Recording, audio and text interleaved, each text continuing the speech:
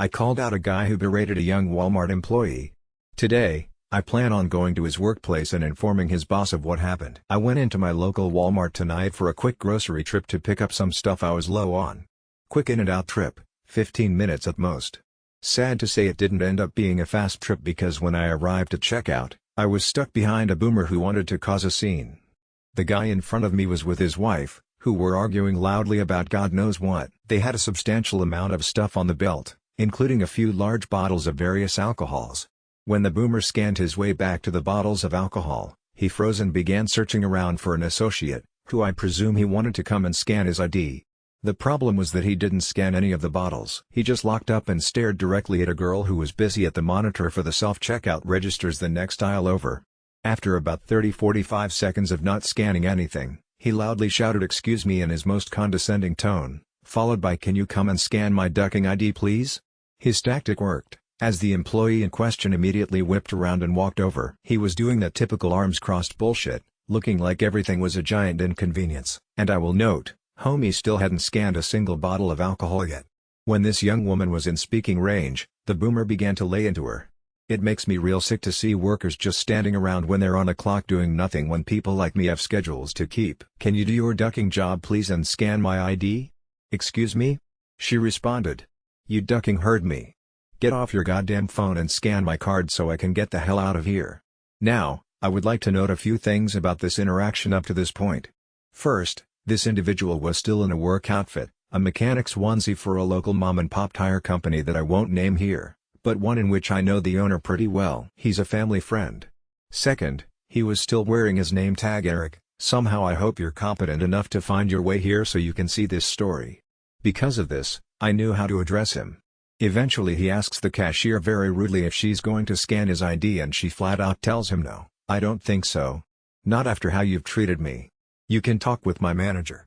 Good for her. She gets on a walkie and calls for a manager to come to the register the boomer was towering over and briskly walked off towards the customer service counter at the front of the store.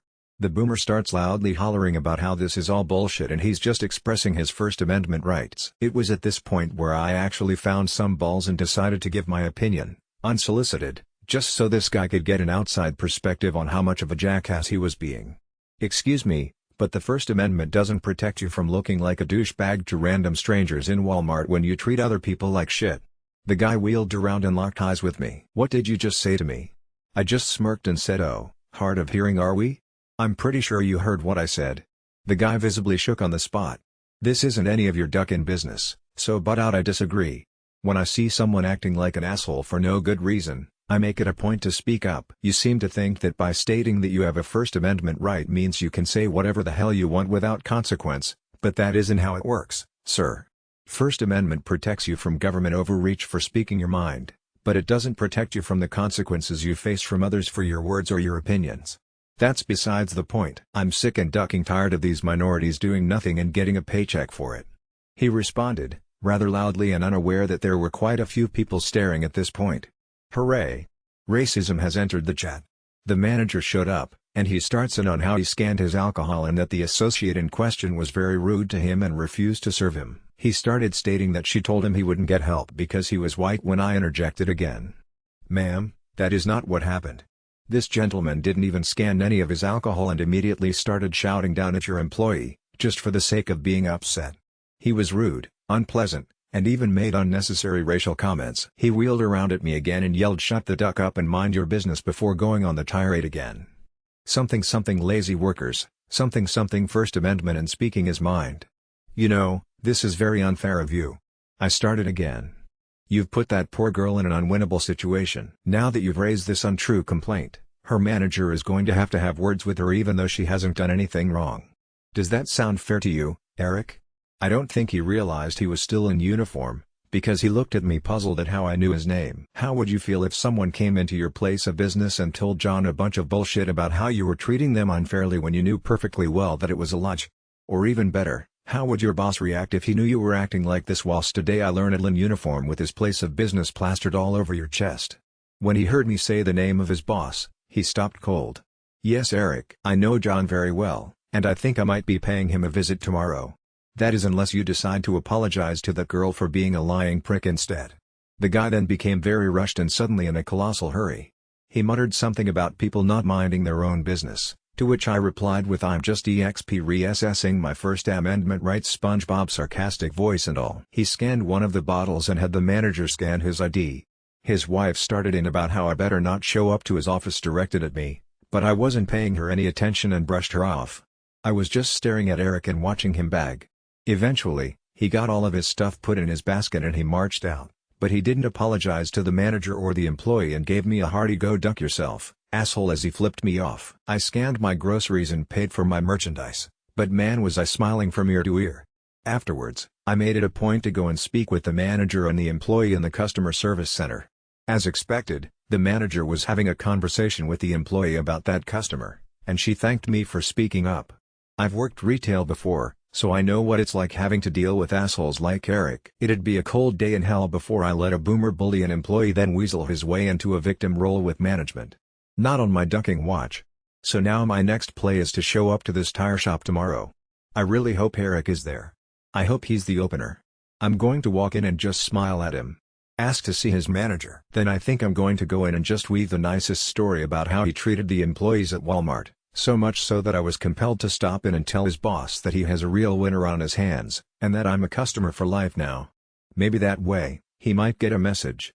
Maybe, he will realize that I could have started a whole shitstorm for him, but I chose not to, because unlike him, I'm not a ducking PP head. TL Doctor for the upset boomers in this thread who don't like reading. It seems Boomer got big mad for no reason and berated a Walmart employee while he himself was wearing his work uniform.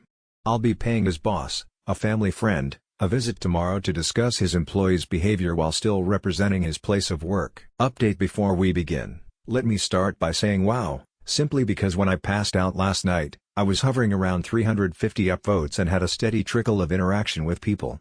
I was doing my best to respond to the comments as they came in. Then, when I woke up this morning, I had over 1,500 messages in my inbox and the thread is duck-tupled in upvotes, just overnight. I'm so sorry if I didn't respond to was a fool's errand to try and get to everyone. I also want to address specifically a small handful of ones I was certain would show up in the comments to basically call me a liar or say my story was fabricated. Some of the reasons you gave were pretty telling. My favorite was when someone said something along the lines of "this is too well written to be true." What a world we live in where clear dictation automatically disqualifies a recounting of events from being accurate. I'll admit that it read closer to a novel than anything else, but that's just how I dictate, I guess. Anyways, onto the update. I arrived at the tire shop just a hair after 8:00 a.m. There was one gentleman in line at the counter when I arrived, but he was already being assisted by one of the associates manning the register. I took a look around and peeked my head in the back office area where I knew John typically worked when he wasn't being pulled into a bay. John wasn't there. As I walked towards the sitting area, I happened to ask an employee who was walking by if he knew when John would be in today. He told me John usually arrives a bit before 9:00 a.m. when he worked mornings, so I should just chill for a bit. I didn't have anything pressing to attend to today, so I did just that.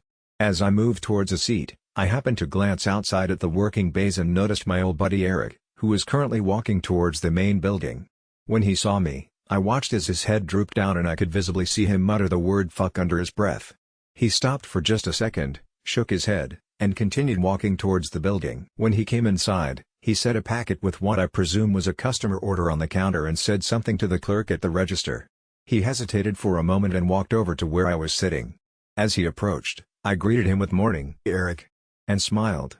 He just stood over me for a moment before he took a chair across the coffee table that was sitting in front of me. Wonder what his next move was? Honestly, I didn't expect it, but the dude opened with "I owe you an apology." Color me shocked, I guess. Now, this point about a billion things began to run around in my head.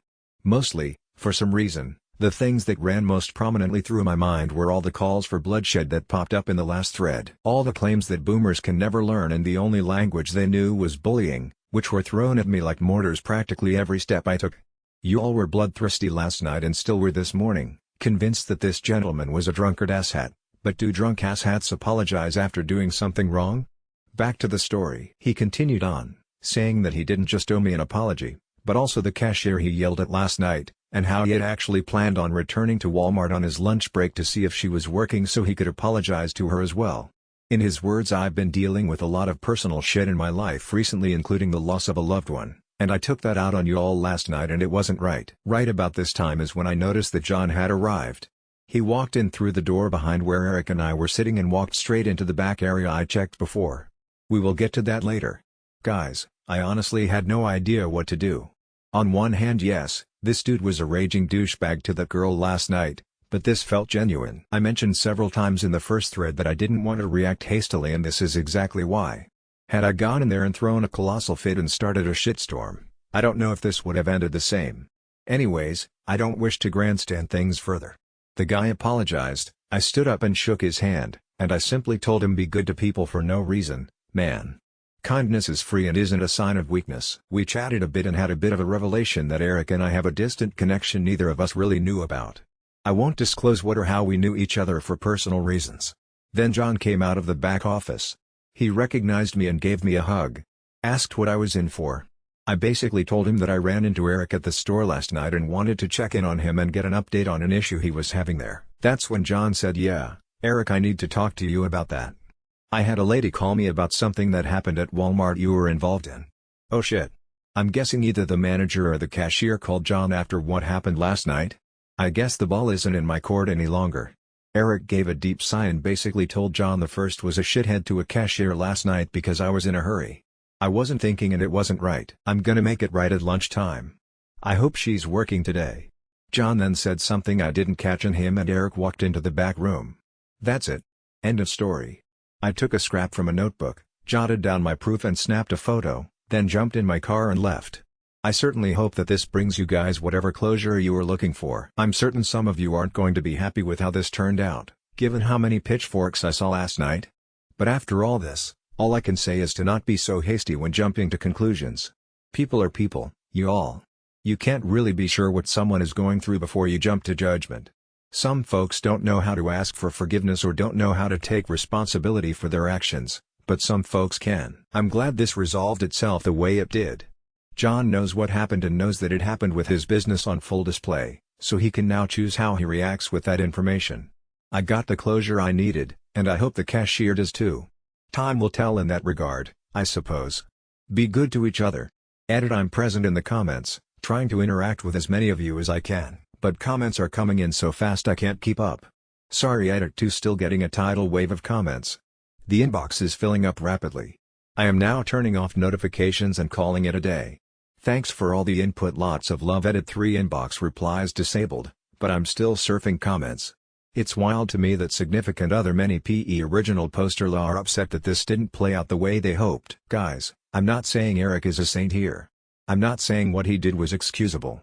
But I absolutely refuse to try and add any more suffering to the situation than has already been dealt. Some of you want me to return and get this guy fired. Some of you want me to post his info online. None of this will be happening. I consider this story done and there will be no further interjection on my part. I know some of you won't like that response. Hell, some of you have already taken to insinuating that I'm excusing racism in the comments. Big yikes, guys, but this is where things end with me. Reflect on your own feelings after reading this.